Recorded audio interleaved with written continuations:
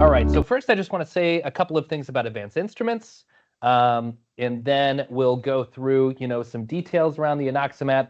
I'll provide a brief introduction of myself, so you know who the floating voice is, and then we'll get right into demoing the instrument. So who are we at Advanced Instruments? We see ourselves as a leading developer of scientific and analytical instruments, consumables, and services.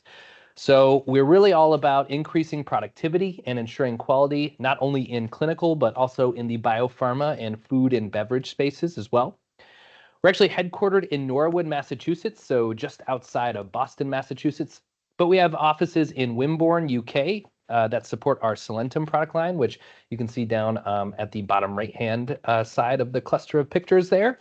And in Westbrook, Maine, where we support our Artel products, so pipette calibration verification products, as well as pipetter training for your folks in the laboratory who need to meet compliance or improve their pipetting skills. So we were founded way back in 1955, actually, as a distributor. And once we identified a broader use for the modality of all our osmometers here at Advanced Instruments, freezing point depression technology, we really became a provider of clinical and industrial technologies. So we introduced the osmometer and rebranded ourselves as Advanced Instruments.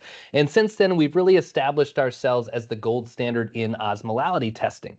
But playing on our different strengths, in technology and development, quality and support, as well as customer collaboration and partnership for workflow integration, we've really been able to grow as a global business and support a much broader application of technologies outside of osmolality alone. So here's where we are in the world. The colored dots notating where some of our global headquarters are, but really we provide products to all of these different spaces, including the clinical space, everywhere from North America to South America, Europe, the Middle East, Asia, even way down in Australia as well. So serving 90 countries around the globe. I'm super proud of everything that we do and the quality of results that we can help you provide your physicians. Okay, so I talked about all those different technologies that we've since developed, expanding off of our osmometer product line, which you see all the way over here on the left. So our osmometers are really, when folks think Advanced Instruments, this is probably what you see in your head. You see one of our osmometers, maybe the Osmo One, which is the little single sample one on the right there, or the Osmo Pro, or maybe even our newly launched Osmo Pro Max. But we do other things really, really well here as well. And again, I can speak from experience as somebody who used the Anoxomat system that this is a game changer for your microbial workflow, especially for those labs that are growing a lot of anaerobes, microaerophiles, even capnophiles, or if you just want a custom gas environment for something that you're growing in your laboratory. So some other products and services that we provide, if you look over here on the right, we also have a glow site automated CSF cell counter. We're actually going to be having a webinar on this product on Thursday. So the same link that you would have used to register for this webinar. If you're interested about learning more about this product, how it works, the value that it can provide you and your providers, as well as patient care, you can tune in to that webinar on Thursday. But what the glow site automated CSF cell counter is pretty self-explanatory based on the title. But it is an automated cell counter that really helps you replace more outdated manual methods like counting your cells on a hemocytometer, right? So no more hunching over the microscope, no more loading your hemocytometer, waiting for your cells to settle, keeping the moist environment, kind of juggling all the different tasks associated with the manual method while you're doing everything else that you have to do in the laboratory. And then even more important, this technology is linear down to 0 cells per microliter. So considering that, normal range for your total nucleated cells is anywhere between 0 and 5 cells per microliter, this is going to be really important in making sure that you can get the most accurate, meaningful information possible from your cell counts. Get those results in under 5 minutes. And then all the way over here on the right, we have our BR2 bilirubin stat analyzer, and that is for total and direct bilirubin measurements. All right, moving on. So let's talk about the Anoxomat III. So the Anoxomat III really includes everything that you see here. So you have the instrument itself, which you see there in the middle, a plethora of different jars, which I'll show you more about when we get into the demo portion of this presentation. We have a printer and an external scanner, which are really helpful not only for your printouts and keeping a paper trail, but for something called the track and trace feature of the Anoxomat software, which I'll show you more about later in the demo as well. And then down there at the bottom, you see these little sachets that come in the little plastic tub with the blue lid. That's Palladox. And really, that's a palladium catalyst that removes any residual oxygen from the jar, following the cycles of atmosphere generation. And we'll explain a little bit more about how that works and why we need to use it for our anaerobic cultures later in the presentation as well. So as promised, this is a younger version of me. When I show up on your screen here in a few seconds, I'm going to be much beardier, if that is a word. But I am a microbiologist by trade, so I'm actually a medical laboratory scientist. I was ASCP certified before I crossed over into industry and left the laboratory. But I spent a lot of my days for many years on the bench just like this, looking into a microscope, growing a bunch of different bugs, observing sometimes a bunch of other types of microorganisms, maybe something like you see over here on the right, Nascaris lumbricoides, or maybe something that you might see over here on the left. I think we all know what that is. That's a slimy Klebsiella, McConkey agar. So I do love microbiology. I did use the Anoxomat system for many years as well for culturing all of the anaerobes that I grew when I was in the laboratory. And I can tell you that it is a really efficient, robust system that really provides you the peace of mind of knowing that the anaerobic environment you created will stay that same environment the entire time this jar is sealed. And there are a bunch of different measures that we put in place to confirm that when using the Anoxomat system. So we'll get into that as well.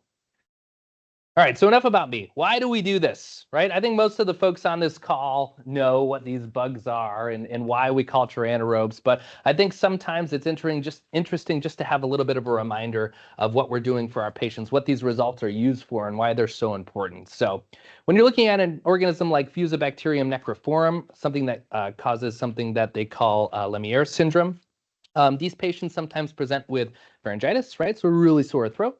They'll have a fever, they'll have neck pain on one side, sometimes they'll have a mass like what you see in that picture, and it's really tender. And what that mass comes from is something called JVT. So it's jugular vein thrombosis, which really is indicative of a Fusobacterium necrophorum infection. And this can lead to really serious side effects, not side effects really, but comorbidities like septic shock or even death. Another example of why we do this, Bacteroides fragilis. This is a common cause of intra-abdominal abscess. So sometimes these abscesses, which are walled off, can create really an ideal anaerobic environment for these bugs to thrive and grow. And they're associated with abdominal discomfort, just generally. So it's really easy to improperly diagnose something like this, which is why it's so important that we have tools like this on hand to quickly get an identification of these bugs and figure things out for our patients as soon as possible to get them on the right treatment and on the best track as soon as possible. And everybody's favorite, all the way over here at the right, this is the one that you can smell as soon as you open that jar up, Clostridium perfringens, right? This causes gangrene. So we all know what that means. Gas into the skin, drainage from the tissue, discoloration, pain. It smells terrible.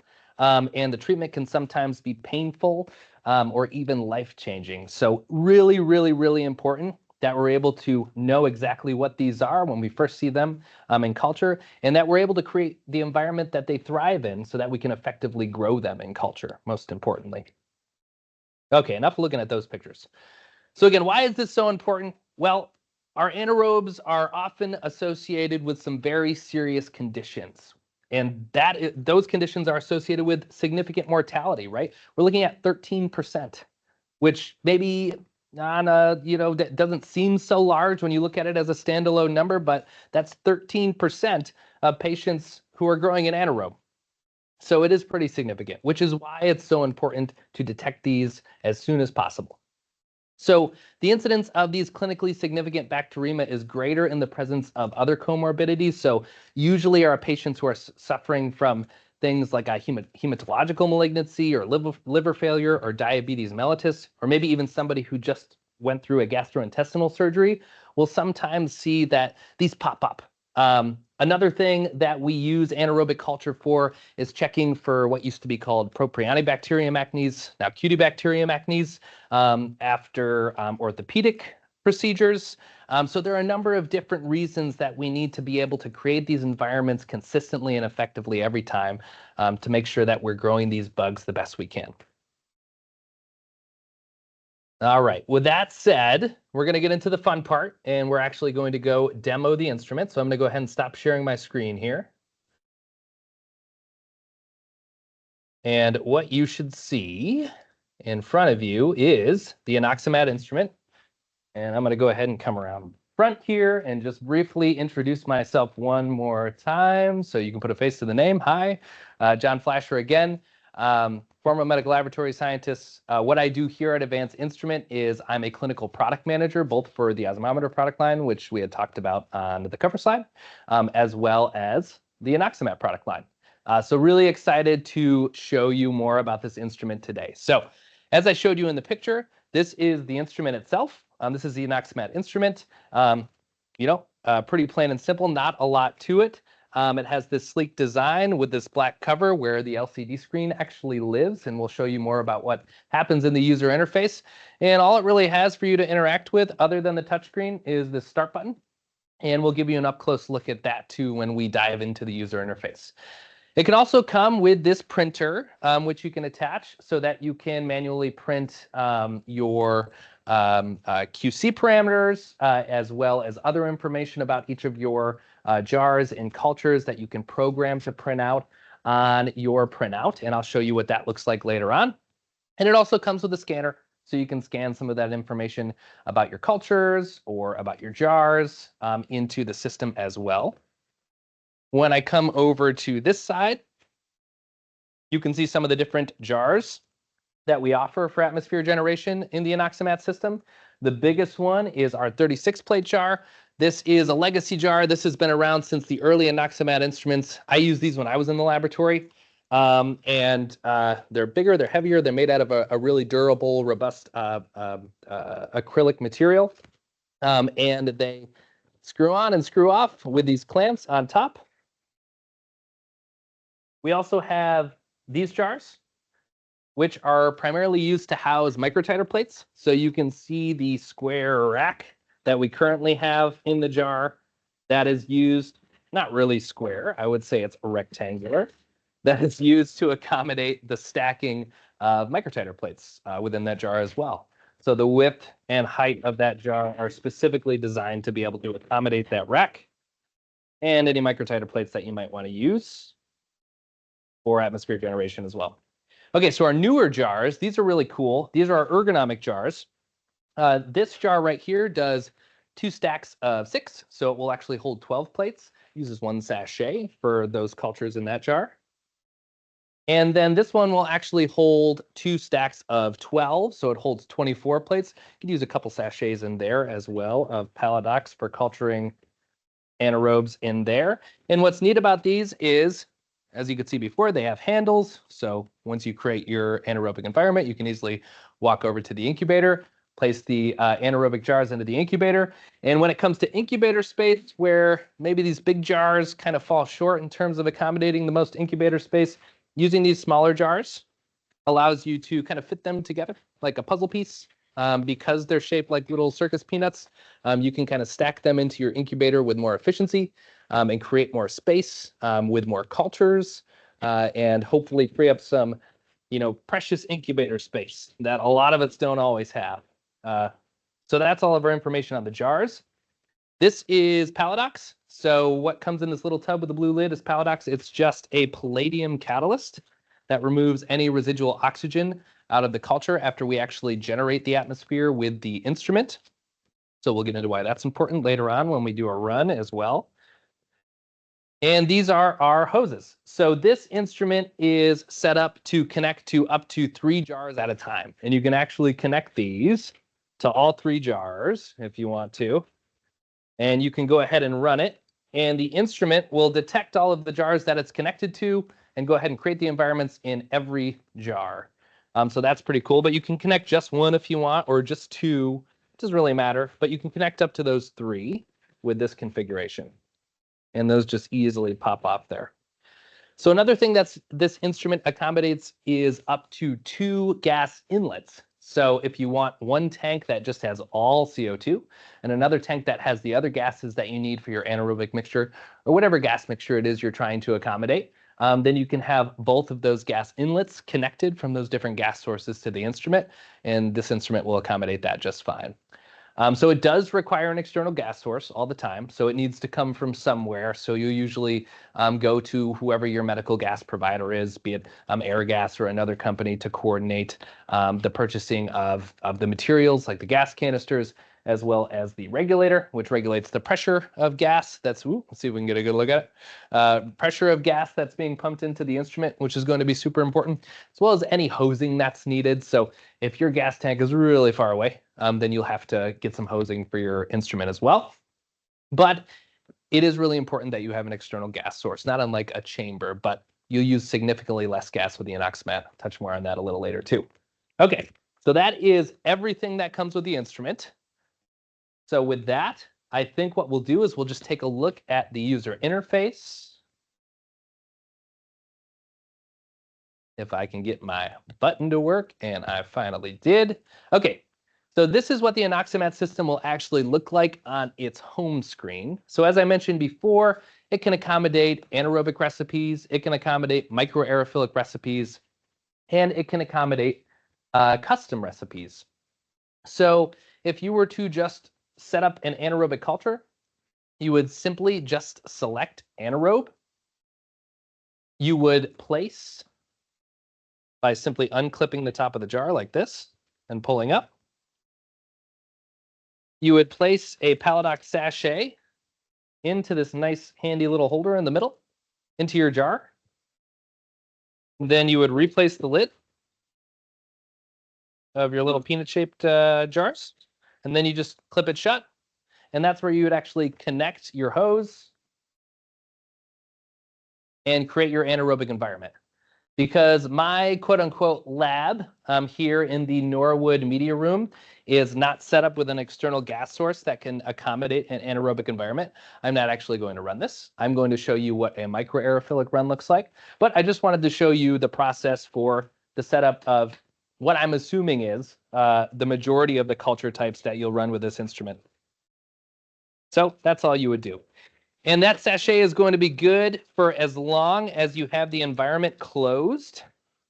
But each time you open it, you'll add a new sachet and you'll regenerate that anaerobic environment. So let's say your laboratory workflow for anaerobes is checking for a preliminary result, any potential growth every 48 hours. You'll go in at the 48-hour mark, you'll open your jar, you'll go through, observe your plates, your preliminary result, maybe no growth, maybe usual flora. Then you'll put your jars back in, give them more time to incubate for whatever the duration is that you hold onto your anaerobic plates in your laboratory. Okay. Let's go back down and take a look at this. So as I mentioned before, we have a microaerophilic recipe, and then we have saved recipes. And when we click into here, you can see a bunch of different recipes that we've actually saved on our demo instrument here in Norwood. But you can actually go through and adjust all of the different percentages of gas that will be included in all of these custom recipes. And you can save a bunch of these. So you can really save as many recipes as you want and select any one of these recipes at any given time to generate that atmosphere in your jar. And the way you do that is by clicking this button in the middle where it says Program Recipes.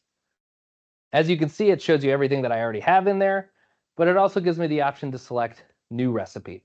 And you can see that it's as easy as naming it and using these toggles to select the concentration of nitrogen, carbon dioxide, hydrogen, and oxygen that you want in the custom recipe that you develop. So I can just go ahead and use this toggle down here.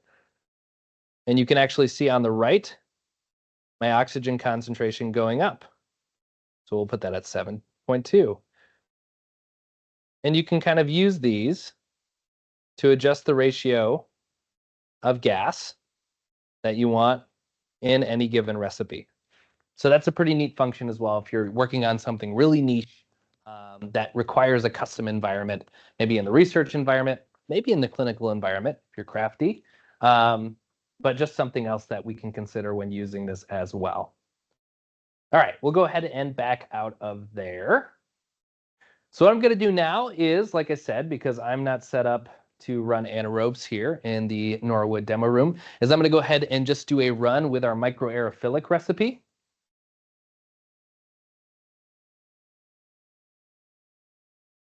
So I'm going to just go ahead and select that. Again, I'm going to try to work all the camera angles here so you can see the whole process. I'm going to go ahead and attach this after I've loaded all of my cultures into the jar.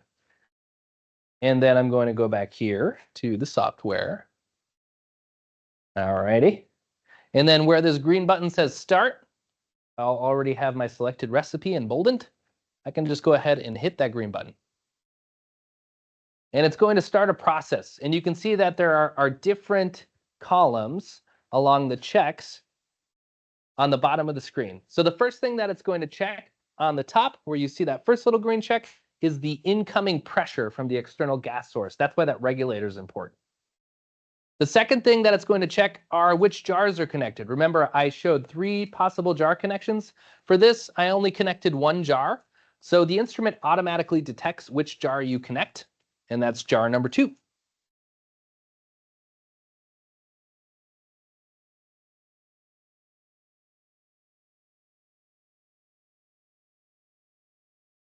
All right, the next thing that it's going to do is check for leaks.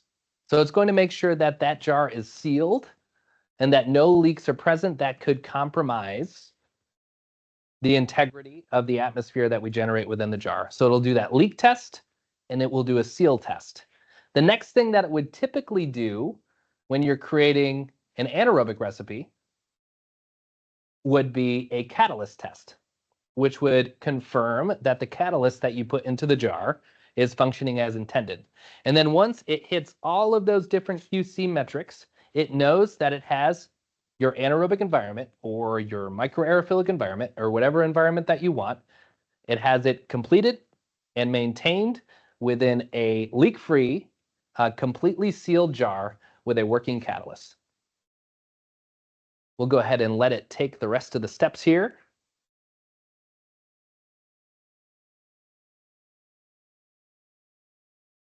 So typically for an anaerobic recipe, this can take about 5 minutes. Because this is a microaerophilic recipe, it works a lot quicker.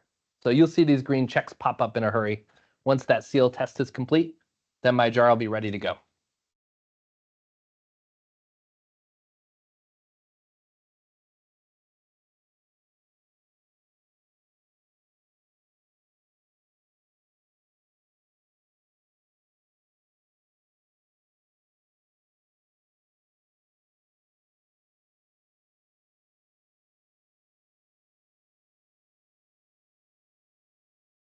So the seal test is complete.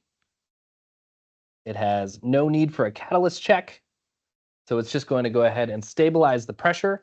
And then you can see under the jar 2 row, that column where it says ready is checked green. You get this little printout that'll give you all of those QC metrics as well. Connected, leak, seal, catalyst, everything all okay. It'll show you the incoming pressure, the recipe that you were using, and the date and time that the jar was filled. So on that point, while we have a few more minutes, another cool feature of the Anoxomat system is the setup feature. So there's a setup code for every instrument that will actually come with your delivery. For this one, it's that Mark 1598. And when you go into setup, there's a bunch of different options you can select from. Some help you with touchscreen options, some help you interface your instrument, others help you set the date and time and language and test your printer connection, you know, a lot of really basic kind of mundane things that we see on a lot of instruments. But what's really cool is this registration page. So here you can actually name your lab and the department or lab, and you can say instrument name if you really want to be creative. You can register different users, so you can have specific user profiles. So if I wanted to make sure that everything that happens on my instrument is tied to a specific user profile, you would assign a name and user code to a person on this menu. Because we only have a couple minutes and I really want to show you this other feature, I'm not going to do that. So I'm going to go back to registration. there's this awesome feature called jar setup. So if you're a laboratory that runs a lot of anaerobic cultures, and you want to make sure that you're effectively keeping track of when you've set up each jar and when the necessary time is to open those jars to check for growth. Like I said, maybe it's the 48-hour mark for your laboratory. A really cool feature that you can use is the track and trace or jar setup feature, where you can select different information that you require your users to put into the system before actually running an anaerobic recipe, or really any recipe. So I'm going to select jar ID, sample ID, and incubation time. I'm going to select the ability to put in multiple IDs, and then I'm going to select this pre-scan option here and hit close. So when we go all the way back to the beginning and we try to, again, work the camera angles, run another recipe, we're going to go to the menu here and select our microaerophilic recipe, and we're going to select Start. It's going to do the same thing that it did before. It's going to make sure that that incoming pressure is adequate. It's going to test which jar is connected. It's going to show me that I haven't connected a jar because I didn't depressurize the jar that I used from last time, which can happen. So we're going to try this one more time.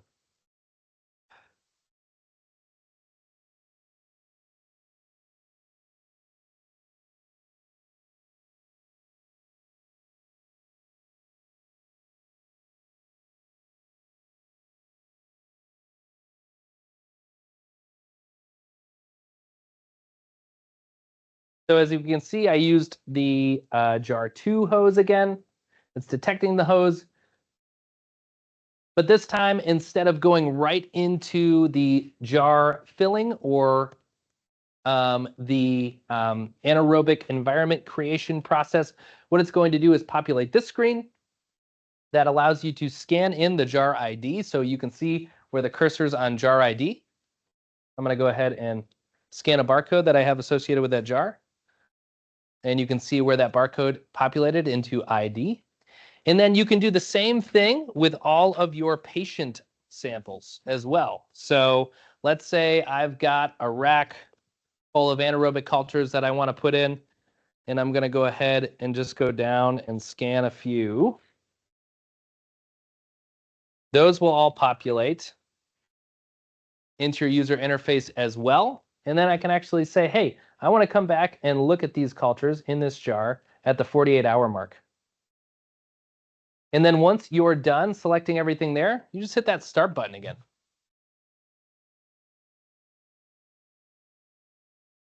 So the same thing as last time. It's going to go through and perform the leak test. It's going to go through and perform a seal test. It's going to skip the catalyst test because we're doing a microaerophilic recipe. And then it's going to show that our jar is ready. The only difference is that this time, and if you stick around, I'll show you exactly what it's going to look like. But this time, it's going to print out with an anticipated preliminary result check time frame. So it's going to tell you at exactly 48 hours to the minute after the culture was set up. It's going to give you a recommended time to go in and actually open up that jar or check your plates for growth. So that said, I know we're coming up right on the half hour. I do promise I will show you that printout once it prints out. But for those of you who are stretched on time and maybe only allocated 30 minutes, I do want to give you the opportunity to ask a couple questions while this run finishes up. So Adrian, are there any questions in the chat that I might be able to answer? No questions so far. They love your camera angles. I'm trying to work it. Thank you. I appreciate that. All right, we're going to take another look at the screen here. So again, leak test, make sure the jar is connected. We're going to move on to the seal test and then on to ready. And I'll just show you how great this is, because you can take this printout and just stick it on your jar. Let's say you have one shelf that corresponds with cultures that were set up on one day, another shelf below that that has cultures that were set up on the subsequent day. You'll be able to stick this label, this printout, onto each of the jars so you know exactly when you should be going in to open each of them up throughout the day. You can make sure that nothing gets open too soon. Make sure that they were given adequate time to incubate in that anaerobic environment before you go through and have to recreate that environment one more time and let it go out the rest of the culture duration. All right, so we'll be moving on to ready right now. And I'll go ahead and show you what that looks like. So you remember the last printout? This has a lot of similar information, the date and time that it was set up at the top, the recipe, but you're also going to see jar ID. So that would be the barcode associated with the jar that I used. You can also manually enter that, so you can give your jars clever names if you want to name them all after the 7 dwarfs, or get really creative and name them after planets or moons of Jupiter. That's cool too. And then for sample IDs, you can actually see that each of them are separated by the number symbol, and you can actually select what separator you'd like to use for your sample IDs. This is usually going to be the accession number that's associated with the cultures that you put into your anaerobic culture jar. And then here is the information that I was talking about before. So it will tell you that the incubation will be finished on February 13th, 2 days from now, February 11th, at 3:25. So exactly, well, not exactly, because I don't think this instrument has been adjusted for daylight savings, but very close to 48 hours after we set up that initial culture. Again, it's going to show you what gases went into your recipe, what the pressure was, and that all of your QC has passed as well. So if you do need to hold on to this for an audit trail, you can do that as well. But also a great indicator as to when you should be opening each of these culture jars. Okay, so a little bit over time, but that is our overview on the Anoxomat III system. Again, it's a really great instrument. I used it when I was in the laboratory for many years. It provides you a lot of advantages over sachet-based systems where you're kind of putting that anaerobic strip, that O2 indicator strip into the jar and hoping that the color changes so that when you come back the next day, you don't have to set it up again, and really provides you with an option for considerably less gas consumption over chambers, sometimes about 10 times less gas consumption over chambers. So if you're considering a more complex, big, clunky option like that, that constantly needs to have its anaerobic environment replenished, this provides you with a more controlled, step-based anaerobic environment creation that can really help you limit your gas spend. So with that said, Adrian, if there are no questions, I think we can let these nice folks get back to their day. But if there are, I'd be happy to answer them. No question on my end. All right. Well, thank you all for joining. I hope you found value in this presentation and you're as excited about anaerobes as I am. If you have any questions, please reach out to Adrian or your local rep or myself, and we'll be happy to answer them for you. Have a wonderful day.